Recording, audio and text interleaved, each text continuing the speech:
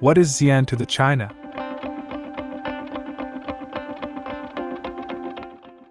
What is Xi'an to the world?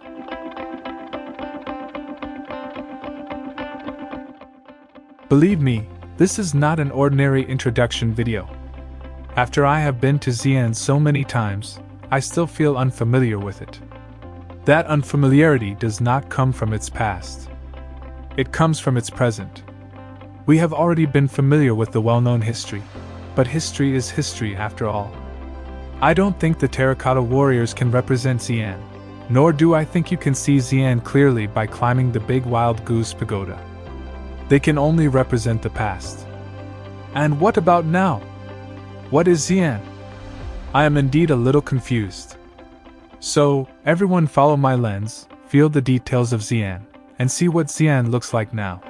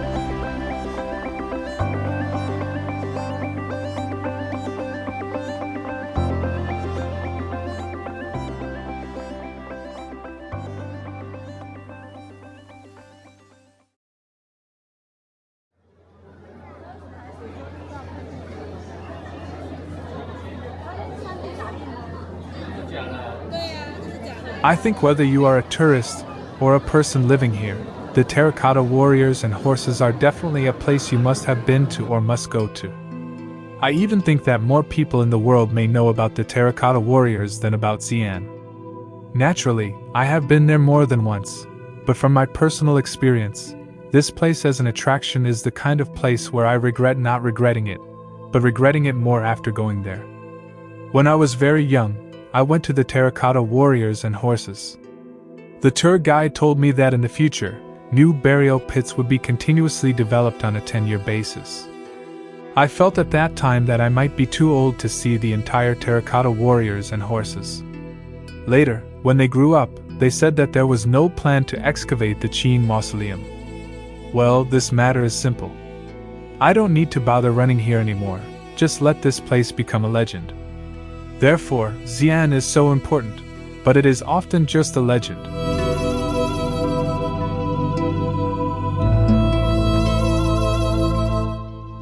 There is another legend in Xi'an, that is the Daming Palace. This place with only ruins left was once the most important palace in the prosperous Tang dynasty. But now it's a park, really just a park. Daming Palace should be one of the most important heritage sites in Xi'an, but I was a little disappointed when I came here. After seeing what it looks like now, I even feel that it was not only forgotten in ancient times, but also forgotten now. There are not many tourists, and not even many locals. I think many people coming here will be looking forward to something like me. The Tang dynasty was one of the most prosperous and open dynasties in China. Its architecture and artworks are still China's most precious cultural heritage. Otherwise, why do so many people praise the Fuguang Temple in Shaanxi to such a high status? Because it is one of the few Tang dynasty buildings left in China. I believe that people who come to the ruins of Daming Palace hope to see the grandeur and prosperity of the Tang dynasty, even if it is just a loft or a city gate. But here gives me a serious contrast. These mounds cannot satisfy our imagination of the Tang dynasty, and even the models for tourists to watch are dilapidated. To be honest, I am not an expert in archaeology or cultural relics on how to protect the ruins, but I can only say that this ruins park does not give people a good feeling. For tourists who come here from a long way, just to visit a park is not of high value. I think even if we only restore a Han Yuan Hall or Sanqing Hall, we can understand what the real Tang dynasty architecture looks like. After all, China has built so many antique buildings and costume film and television cities. There should be no problem in restoring a Tang with a serious attitude. Now it is just a park. I think this is probably one of the reasons why it is not only a ruins but also abandoned by tourists.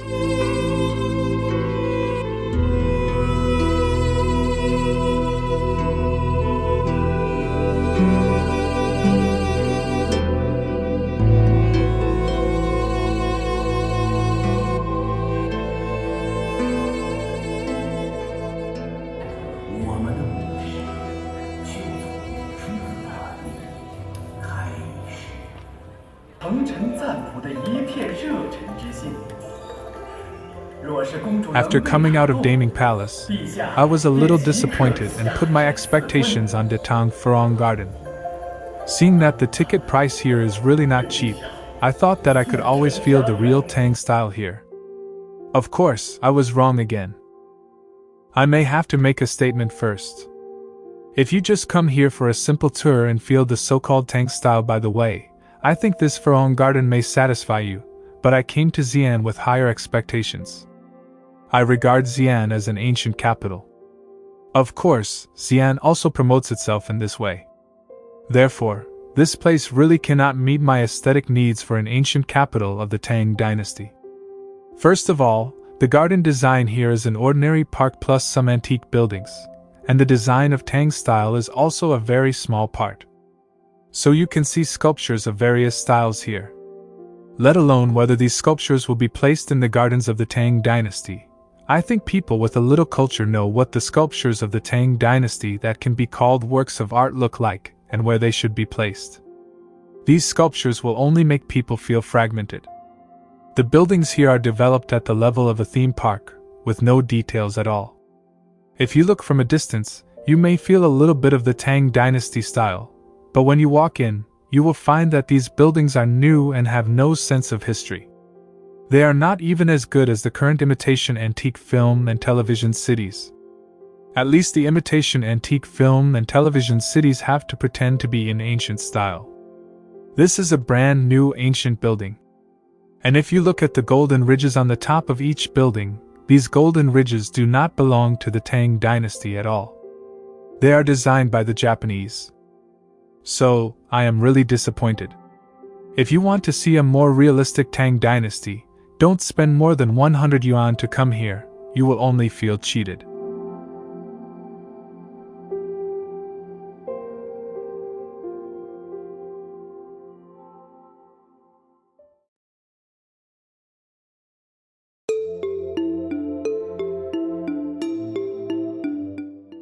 What I said above is just my own feelings, but if there is a place that must be visited in Xi'an, and I think most people will not have any objection, it is of course the Shaanxi History Museum. This is all the essence of Xi'an. This is one of the most important museums in the country. There are so many national treasures and cultural relics in it that you can't visit them all in one day. I have been to the main hall before, and there are enough videos introducing this museum. I will not repeat the importance of this museum here, but I heard that a new Qin and Han Dynasty hall opened this year, which is also free to visit, so I made a special trip this time.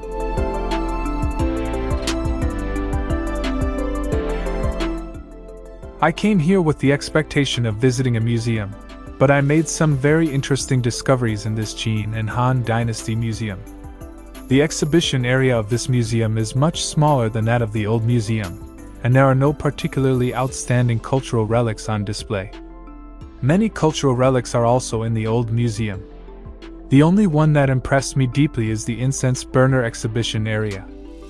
For an incense burner, such a large space is designed. If it is not a national treasure, there is really no such treatment. But as I walked around, I found that the taste here has changed. The text introduction and exhibition explanation inside look like a city exhibition hall, and all kinds of sound, light and high technology are used. Because it is summer vacation, a large number of children on vacation are here, and they are having fun. But after seeing these children, it suddenly dawned on me that I found that this is essentially a patriotism education base. You can see these introductions.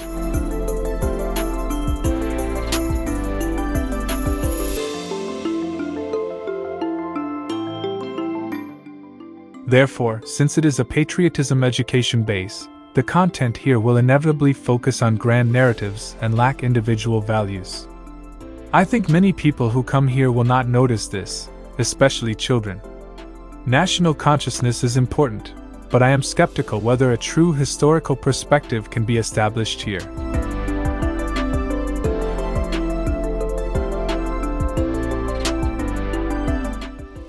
Although coming here did not satisfy my expectation of visiting the museum, I did understand from one side why Xi'an is so important to China. I will talk about this part at the end of the video. Then let's go to the most lively Tang Dynasty city that never sleeps.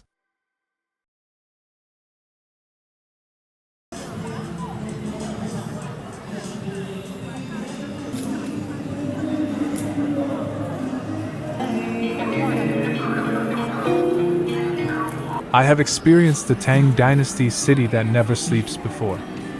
Friends who know me know that I don't like crowds, so if you ask me if I will come to the Tang Dynasty city that never sleeps when I come to Xi'an, I will definitely refuse. But this is definitely not to say that this place is not good. In fact, I think the Tang Dynasty city that never sleeps is quite successful, but in order to make this issue, I still endured the crowd and walked here. I have been to some places recently, and found a problem that Chinese people essentially need a sense of identity. They will lose their self-judgment on things that most people recognize. This is why we see these scenic spots crowded with people every year, and there are still so many people who come to squeeze during holidays. And it just so happens that the Tang Dynasty city that never sleeps has packaged itself into such a place that is worth visiting, with various imitation Tang buildings, dazzling lighting designs, various square performances, and sculpture designs similar to parade floats. Of course, these already somewhat streamlined ancient costume commercial shooting activities are indispensable. It can be said that the Tang Dynasty city that never sleeps almost revitalized the entire Xi'an tourism by using the Big Wild Goose Pagoda, a landmark in Xi'an.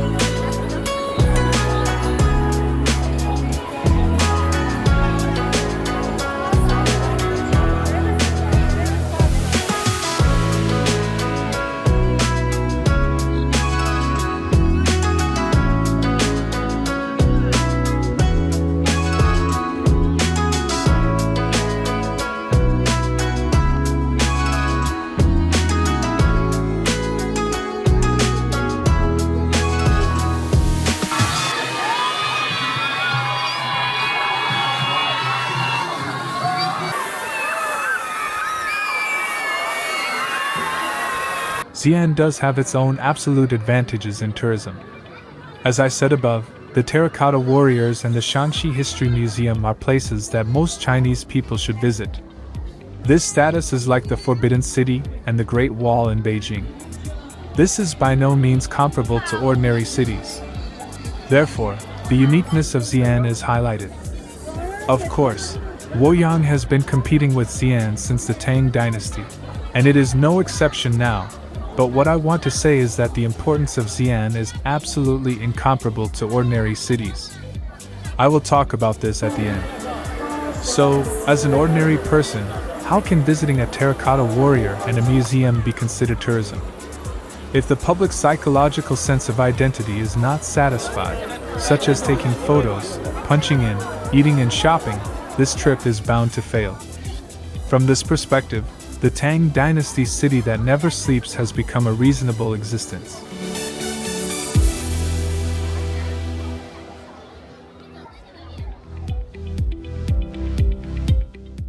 There are really a lot of people in Xi'an. I'm not just talking about tourists, but the entire city. There are people everywhere. I think it's probably because Xi'an is planned more centrally, and the urban area itself is not large. Most people live in the urban area, and the population density is extremely high. Needless to say, the city walls are full of people from morning to night. Even in Weiyang district where I live, there is a constant stream of cars and people after 10 o'clock in the evening.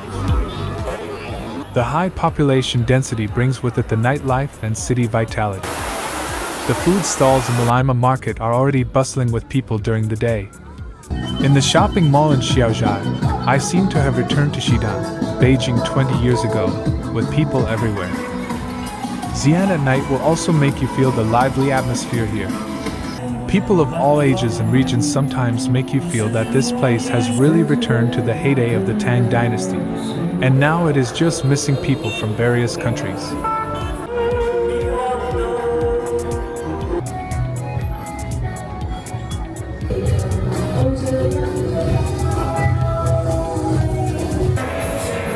Behind this prosperity, you can feel that Xi'an has a kind of tolerance and openness that is rare in other cities. I even think that they deliberately create the feeling of the prosperous Tang dynasty. 我可以这么讲吧，只要进摩的城市，这个城市一定年轻人少，这个城市一定没有激情。好，这个城市未来的经济一定不会活跃。所以说，魏总说的，我觉得我们应该向西安学习。西安是我们中国的古都，是吧？但是它的摩托车是不禁止，是鼓励的。Here I want to focus on the lifting of the ban on motorcycles in Xi'an. I think many people don't take the ban seriously, but what I want to say is that motorcycles are actually very important. For various reasons, most people who ride motorcycles in China are young people and people with low income levels. The policy of lifting the ban on motorcycles is essentially a respect for this group of people. This not only reflects the inclusiveness of a city, but also reflects its confidence in its own urban management level. Of course, it also includes the role of various economic interests and concepts, but respecting people's basic right to travel is a kind of advancement. I don't think it's necessary to talk about this matter in secret. You can strengthen management and increase the cost of violations, but a one-size-fits-all restriction is a manifestation of backwardness, and there is no need to question this. Xi'an is the first city in the country to lift the ban on motorcycles. Since the ban was lifted, not only has travel efficiency improved, but the accident rate has also indeed decreased. I think Xi'an is certainly unique compared to those lifeless cities.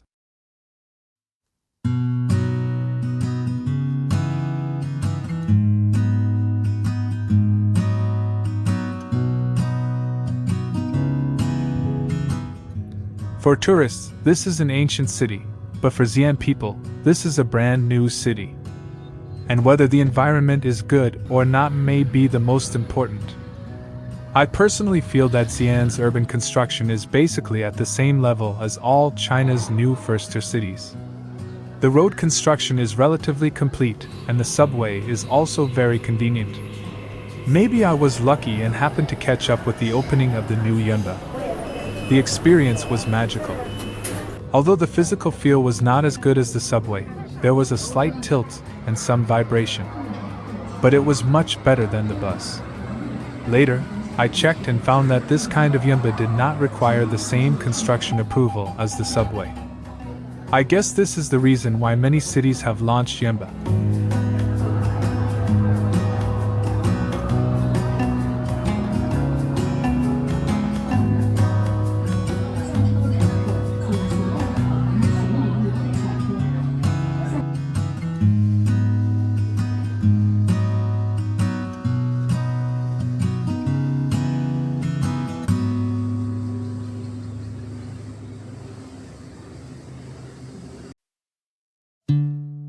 In this community near the wooden pagoda temple in Xi'an's high-tech zone, where housing prices are high, I found a kind of uniqueness that only Xi'an should have. Although these Buddha statues and sculptures do not have much sense of history, their temperament is elevated to a higher level when placed in the community park. It is even better than the experience I had when visiting the Daming Palace and the Tang Paradise. On Yentau West Road to the right of the Academy of Fine Arts, there are still a number of sculptures standing on both sides of the street. Although the style of these sculptures is a bit old-fashioned, they do make the city look less boring. Near Bali Village, I also saw the urban village with a strong atmosphere of life. I think this place probably also contains the dreams of many people who come to Xi'an. When I walked out of the village in the city, I was somewhat surprised to discover the flavor of Beijing 20 years ago. The sound of cicadas in summer and the long-lost sense of relaxation took me back to the past. In Beijing before 2008, there were not so many people. You could see the same melon stalls on the side of the Third Ring Road. You could also casually eat a plate of dumplings and drink a bottle of beer on the side of the road in Zhongguancun. And even the uncles gathered in the park looked the same.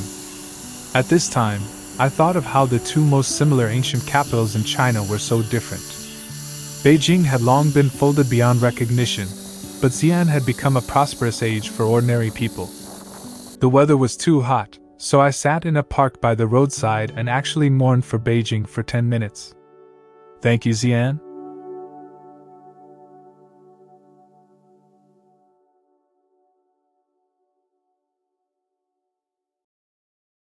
I have been to Xi'an many times.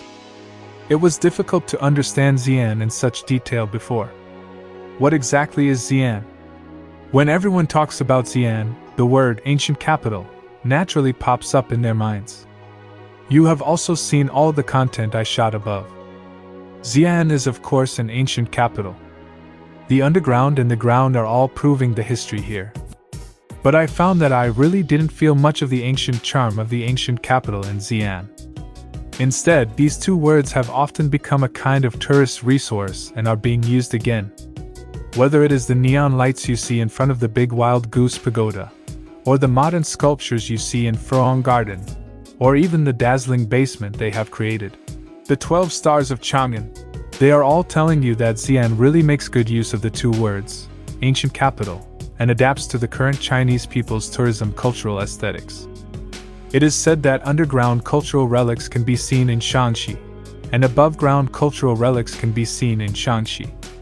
I actually understand Xi'an's difficulties very well. Those magnificent, huge, ancient, and world-famous buildings have almost nothing left. If you let a large number of Chinese tourists appreciate the terracotta warriors, the Forest of Steels, the big wild goose pagoda, and the Shaanxi History Museum, it will naturally become boring. Of course, for people like me who are so stubborn and want to see the real Tang style, it becomes insignificant. So when you look at my Datong video, you can feel that in my heart, the real ancient capital is actually in Datong.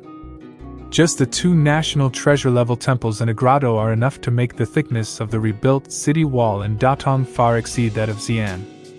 But I don't think I am blaming Xi'an, because the responsibility of history should not be imposed on Xi'an. I am even a little happy to see that Xi'an has made itself a capital of a new era, and the prosperity can be said to be far beyond history. The Tang dynasty has gone far away, and the future may be more important. I enjoy the ancient charm I see in Datong, and naturally appreciate the tolerance and openness of Xi'an. However, in the future, Xi'an can certainly improve its aesthetics and taste. Picky tourists like me can also feel the depth and distance here as in Tashideji Temple. As for Xi'an's tolerance and openness, I find it hard to determine whether it is due to the character of Xi'an people or because of the generosity of Xi'an people that makes this place feel relaxed. In short, this place will not be cautious just because it is the largest city in the northwest. Existence is reasonable. You can ride a motorcycle everywhere, sing freely under the city wall, and you can find fireworks everywhere at 12 o'clock in the evening. Maybe it's because I have lived in Beijing for too long, so I am particularly concerned about this sense of relaxation. But the atmosphere of the market is full of every corner of Xi'an. I think that life should be like this. This ancient capital, which is no longer the capital, can radiate a new vitality. At the beginning, I also talked about the significance of Xi'an. I may have had no idea of this importance like all ordinary people before. When I walked to the Qin and Han Museum of Shaanxi History Museum, I suddenly realized that Xi'an may have a more profound significance to China. As the starting point of China's unification, the Qin dynasty may be far more significant to China today than its historical status. As a country in the world that is most obsessed with unification, I think if you want to understand this, you must start from the Qin dynasty. Xi'an is not only the starting point of a unified country, but the glory of the Tang dynasty is still the peak of the whole of China, which adds a layer of revival to Xi'an. In the cultural genes of the Chinese, there is always a dream called returning to the Tang dynasty. Whether it is cultural or physical, this is a concept engraved in the genes of the Chinese.